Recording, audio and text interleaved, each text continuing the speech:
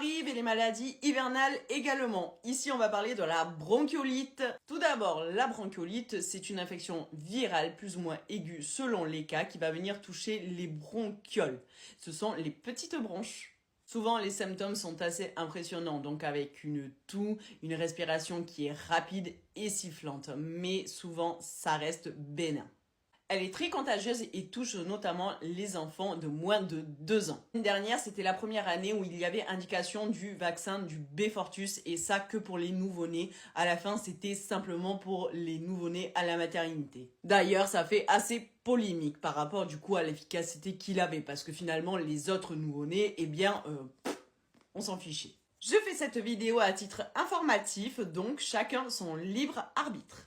On va commencer déjà par tous les gestes barrières qu'il faut faire, donc lavage de mer, etc., les mouchoirs à la poubelle, voilà, tout ça. Bien évidemment, quand on rentre à la maison, on lave les mains directement.